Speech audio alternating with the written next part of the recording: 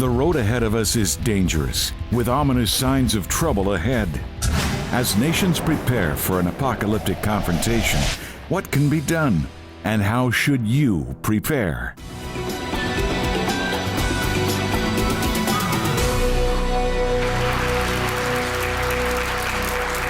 Shalom and welcome to Jewish Voice. I'm Jonathan Bernis, and thank you for joining us today. Well, the ancient lands of Iran, Syria, Egypt, and Israel are all at the forefront of today's headlines. But we don't have to rely on the news media to discover what will happen in the Middle East. That's because Scripture identifies many of today's events and spells out the future of these nations hundreds of years before it ever happened. Imagine that. Well, our guest today thoroughly studied end-time prophecy and wrote a unique, timely book about it called Revelation Road, Hope Beyond the Horizon. Please welcome back to Jewish Voice our friend Bill Salus. It's great to have you back. Thank you, Jonathan. Pleasure.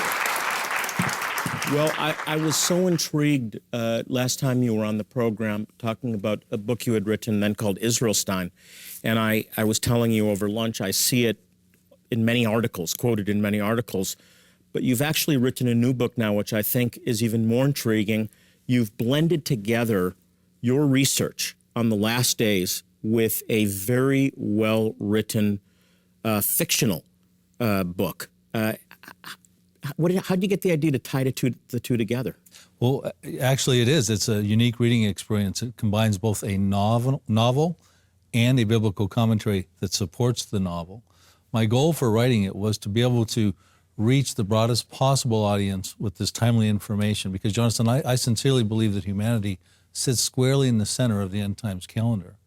And my concern was there's all these Bible prophecies that are stage setting in the Middle East, like you mentioned on the intro, that are about to find fulfillment. And they're Psalm 83, which will then lead into probably Ezekiel 38. And these are just the bigger prophecies. So when they happen, they will happen, in my estimation, soon and sequentially, and each event building powerfully upon the other and having an adverse effect on the world and America specifically. Do you find, Bill, that among those that teach about the end times, that are current on last days events, that Psalm 83 is coming more and more into focus? Well, it's interesting you mentioned Israelstein. That the central theme of that book that came out in the summer of 2008 was the Psalm 83 Arab-Israeli conflict. Not many people had been teaching on it or studied it up until that point in time. So now that it has come out and the scholarly community's had 3 years to digest it, they're all having to answer questions at prophecy conferences about what is Psalm 83. I would say the preponderance of the scholars are agreeing with my hypothesis that it's an imminent event, a prophecy, a prophetic war of epic biblical proportion that could happen at any given time. There's nothing that really stands in the way of it except for maybe a couple fragile peace treaties between Egypt and Israel and Jordan and Israel. And Iran is in the focus of world attention now. The whole Arab Spring, which we're in agreement is not really a victory for democracy. And I wanted to talk about the events that are taking place now in the Middle East and how this actually ties into end-time Bible prophecy written hundreds of years before Jesus was ever born, let alone hundreds of years before all this happened. And ask the question when we come back, are we the final generation? Will we witness the return of Jesus to this earth? There's much more with Bill Salus when we return. Stay with us.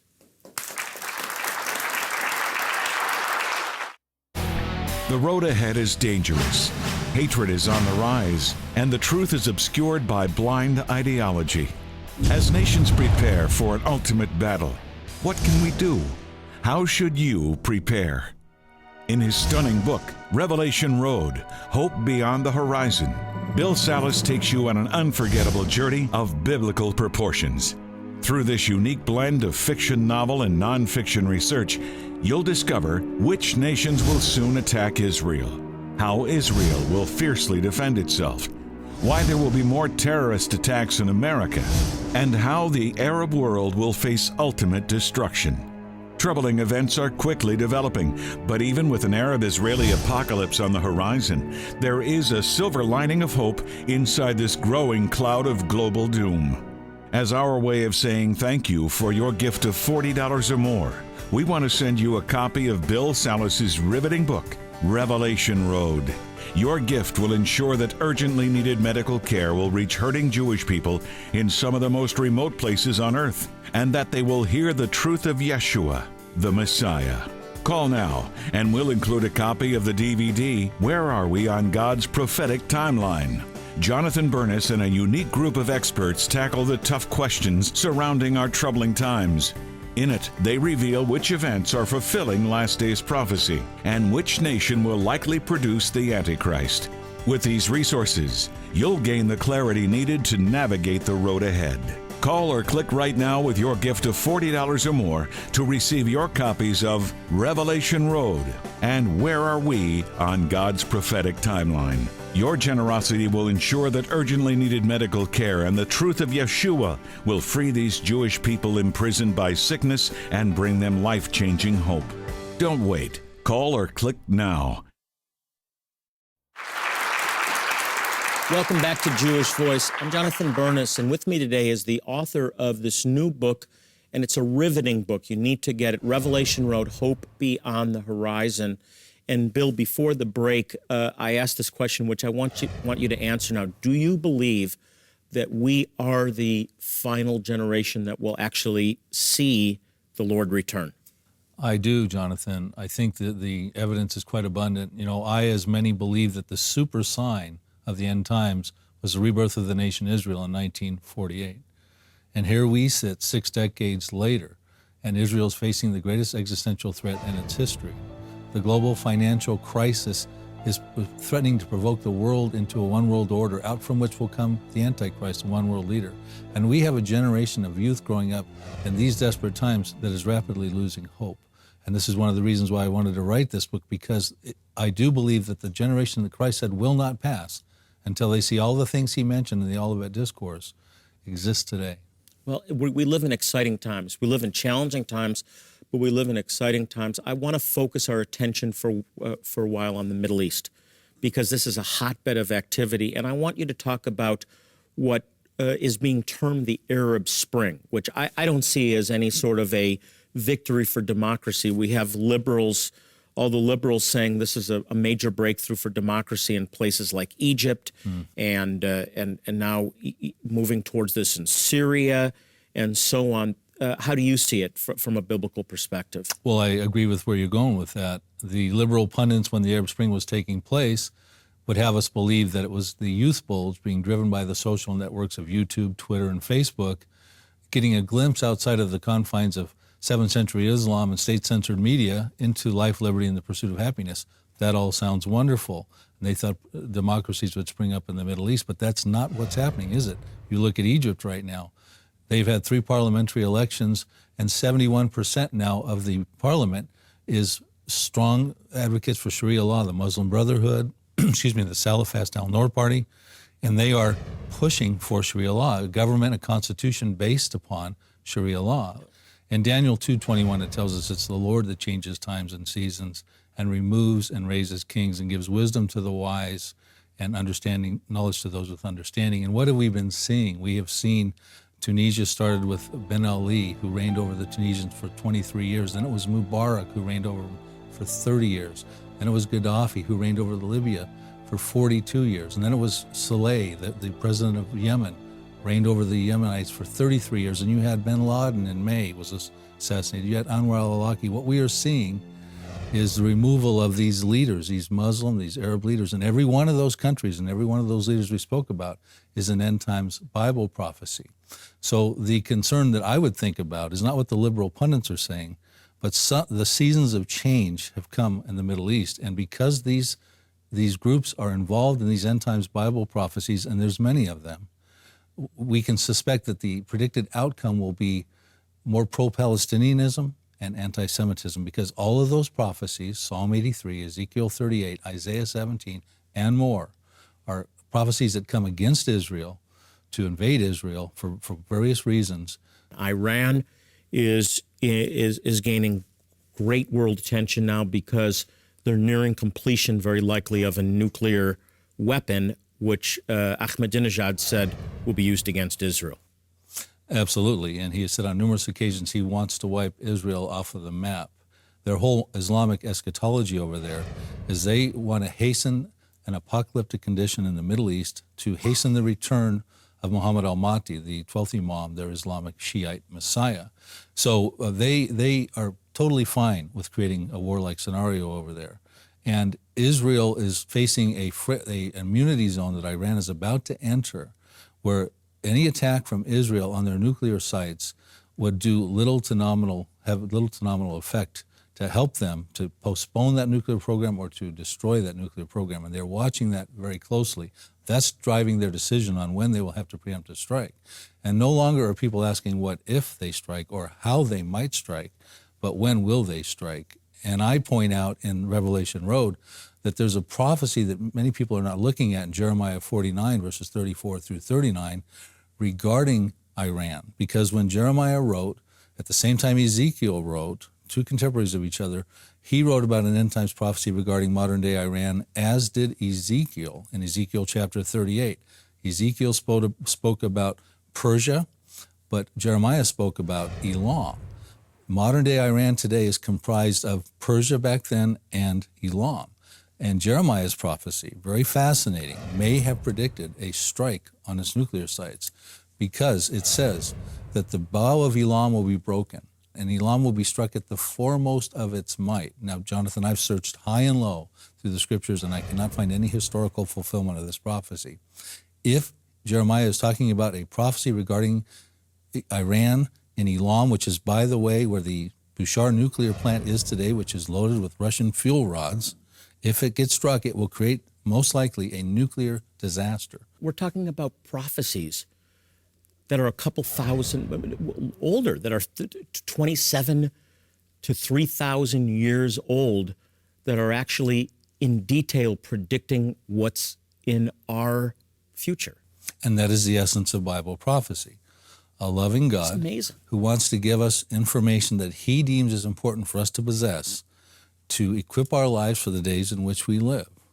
These are the days when you have your Bible open and your news on, so that you can find your bearing on the timeline and try to get any understanding of what's going on. If you don't believe in Jesus and follow Bible prophecy, I don't know how you could get by without the concerns about what's going on in this world, the natural disasters and the global financial crisis and all these types of things. So I agree. What does the Bible forecast for Syria? Well, Syria is the wild card and all this stuff, and the Bible has a plethora of information, prophetic information written about Syria. You know, presently Bashar Assad is following in the same fatalistic footsteps of his father Hafez Assad, who in 1982 killed 10,000 to 20,000 Syrians in the town called Hama.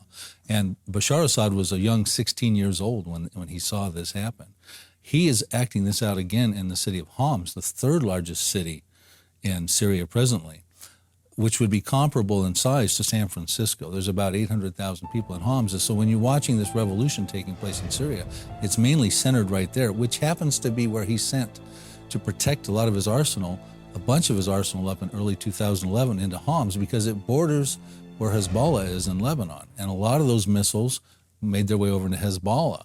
So Hezbollah's now got a lot of Syrian missiles. They've got Scud-Ds, the most advanced Scud missiles in the world, can carry chemical payloads into Israel, and they can go over 400 miles and hit within a 20-yard target. So it's a very dangerous situation for Israel, because I'll tell you why. Because around November, just before Muammar Gaddafi took a bullet to the head, but NATO's involvement in Libya had gotten the Libyan rebels to start to make gains on Muammar Gaddafi, and Assad said at that time, if NATO gets involved in the Syrian revolution, I will send missiles into Tel Aviv in 6 hours. And in the first 3 hours, we'll have Hezbollah send missiles into Tel Aviv, and they have the Scud-Ds, as does Syria, and they have chemicals.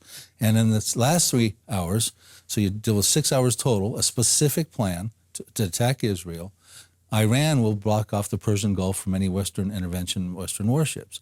A legitimate threat to Israel. And the problem with that is Israel's response, of course, was, well, then we'll have to attack Damascus. Now, now when they say that, you're dealing with Bible prophecies. You're dealing with Isaiah 17. Isaiah 17:1 says that the burden against Damascus will cease to be a city. It will be a ruinous heap. It's so clear, isn't it? Verse 9, it appears as though Israel is responsible for that out of self-defense. Verse 14, it says, at eventide you will see Damascus, and in the morning he is no more. And overnight destruction. Okay, so this is why it becomes very alarming. And then 200 years later, after Isaiah, Jeremiah writes about it, Damascus, and Jeremiah 49, verses 23 through 27 that you spoke about, and says Damascus is receiving bad news. There's trouble on the sea. It grows faint-hearted. The trouble on the sea, well, it just so happens to be the Mediterranean Sea has 3 Dolphin-class submarines with nuclear capabilities to launch a nuclear weapon into Syria. Psalm 83, written 3,000 years ago by the prophet, he's called a seer, he was involved with King David, he was his worship leader, predicts a all-out, climactic, including Arab-Israeli war that finds identity with those inner circle of Arab populations and countries that border the Jewish state today. Hezbollah, Lebanon, Syria, Jordan, the Palestinians, the Hamas, the Egyptians, the Saudi Arabians. They're involved and identified by their ancient names by Asaph. And it is a war that I believe is about to happen. And Israel will defeat that war because God will not allow the Jews to be defeated. He has made an unconditional promise to Abraham, Isaac, and Jacob that they would have descendants forever. So Israel, the Israeli Defense Forces, I point out in Revelation Road and in Israelistine, exists today, and there's numerous scriptures that show this, in fulfillment of Bible prophecy to defend the nation against this attack in Psalm 83. Well, it's incredibly well researched, and I'm absolutely convinced, as I know you are, Bill, that God doesn't want us to be ignorant of the times we live in. The men of Issachar understood the times they lived in, and they were wise. And all of this has been preordained, is available for us to understand if we're willing to spend the time studying. And Revelation Road is a book that helps us to do that. Thank you so much, Jonathan, thank for you being very much. back on the program. Bill Salus, everybody. We have much more for you ahead, so be sure to stay with us. We'll be right back.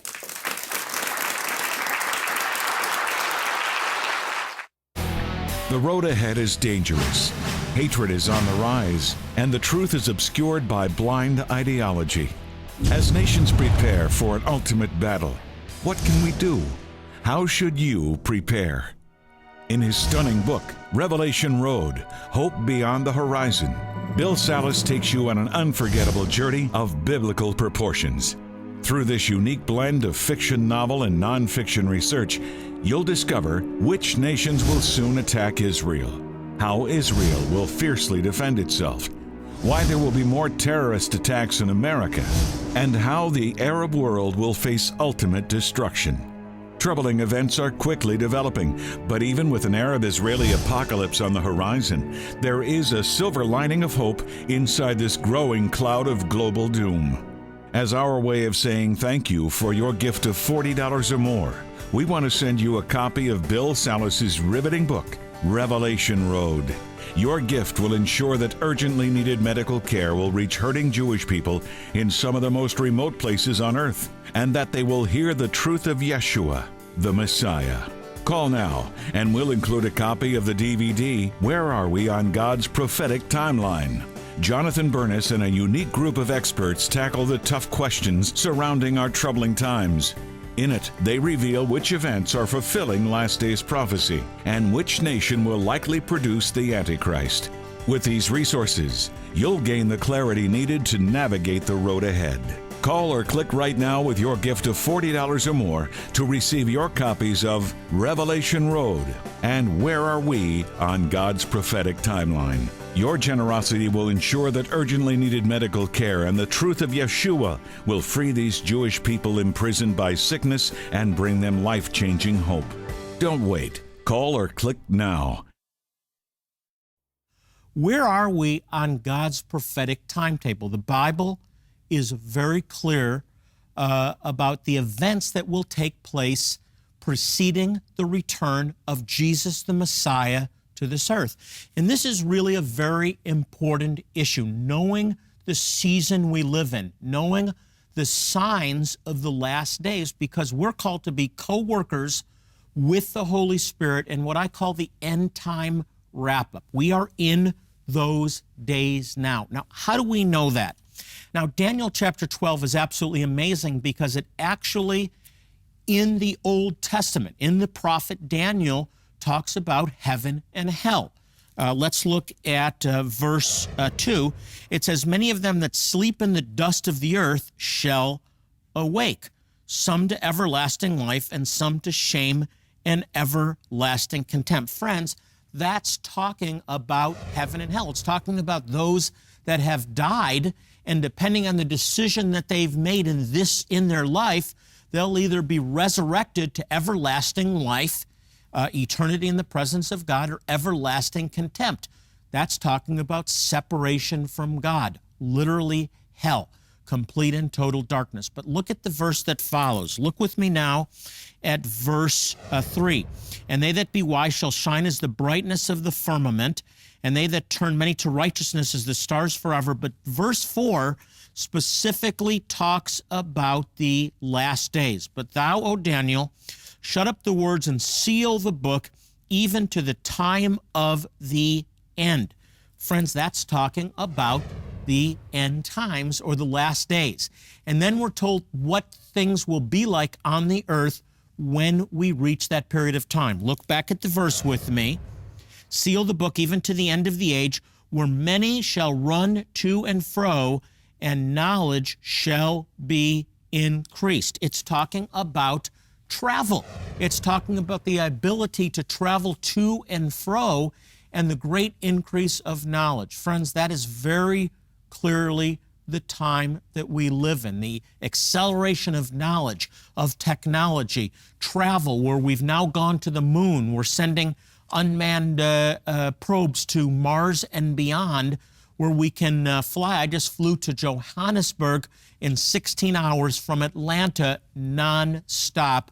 We are living in this time that Daniel foresaw, the last days, the end times, where the prophecies have been sealed or shut off until now, the last days, and we're seeing the revelation of these prophecies with the increase of knowledge and of travel, supersonic travel. Now, one more that I want to share with you, I have limited time, that clearly points to the time we live in, is the restoration of the nation or state of Israel. 1948. When Jesus was asked by his disciples, when will these things happen? When will these events occur? We're told by the words of Yeshua himself in Matthew 24, verse 32, "Now learn a parable of the fig tree. When its branch is yet tender and putteth forth leaves, yet know that summer is near. So likewise, when you see these things, know that it is near, even at the doors." The fig tree is symbolic of the restoration of the state of Israel. 1948. Can a nation be born in one day? It happened just as the prophets foretold. Jesus also tells us in Luke 21, verse 24, that Jerusalem would be trodden down by the Gentiles, by the nations, until the times of the Gentiles be fulfilled. Friends, that came to pass in 1967. The great event of the Six-Day War was the restoration of the city, the ancient city of Jerusalem. June 1967, Jerusalem was no longer trodden down by the Gentiles when it came back under the control of the Jewish people, allowing the prophecy of Jesus to be fulfilled. "You will not see me again until you," those, as he looked over Jerusalem, the inhabitants of Jerusalem, are able to say, "Blessed is he who comes in the name of the Lord." In order for the last days to come about, in order for Jesus to return, Jerusalem and Israel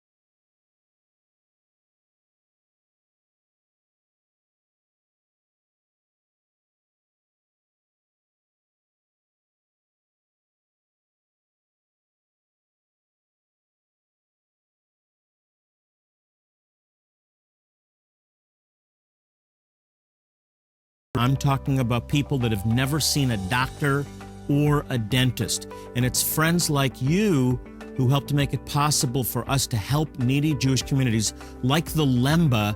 And so I want to personally thank you for your continued prayer and financial support. Now, as you help us do this wonderful and important work, I'd like to thank you in a very special way. First, I want to send you Bill Salus's riveting book, Revelation Road. This is a powerful and detailed look at the last days, and it's told in a very gripping style, very clear, very concise, but very well researched. And along with that, I want you to have this special DVD, Where Are We on God's Prophetic Timetable? Your gift is going to help us to reach out to Jewish people in need with life-transforming medical care, dental care, eye care, and most importantly, the gospel, the good news of their Messiah. Just know that we thank God for you and for your faithfulness. Now, before we go, I want to take a moment to invite you to join us online.